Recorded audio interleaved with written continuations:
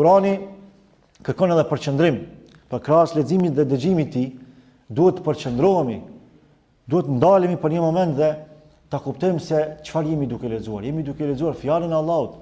Duhet ta meditojmë atë, ta përjetojmë çdo ajet të Kuranit. Sa për nesh e lexojnë Kuranin, po flas për ata që dinë ta lexojnë përfshirtu edhe në gjuhën shqipe, e meditojnë çdo ajet të Kuranit dhe e peshojnë veten të.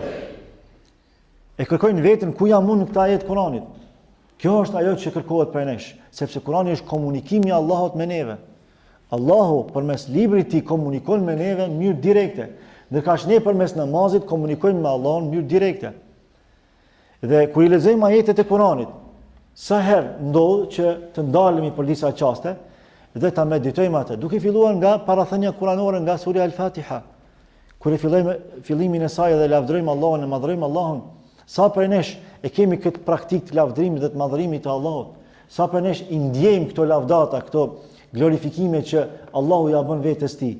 Pastaj sa për nesh e lutim Allahun sinqerisht kur e lexojmë ajetin Ihdinas siratal mustaqim, përse jemi të nevojshëm secili për nesh, na udhëzon në rrugë të drejtë. Sa herë lexojmë namazin jashtë namazit dhe nuk e dimë se çka jemi duke thënë, nuk e përjetojmë ndërkaq jemi duke thënë duan më kryesore. Prandaj Allahu e ka filluar Kur'anin me këtë dua sepse asgjë nuk është më e rëndësishme se sa udhëzimi.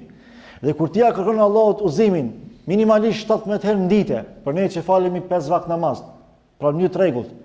Sa prej këtyre 17 herë në ditë ti e përjeton këtë dua? Pra jemi shumë larg realitetit të përjetimit të Kuranit. Pas një përjashtim, përfshirë edhe veten këtu. Gjithë kemi mangësi, pra kemi nevojë me u rikthy edhe me fuqizu marrëdhënien tonë me librin e Allahut.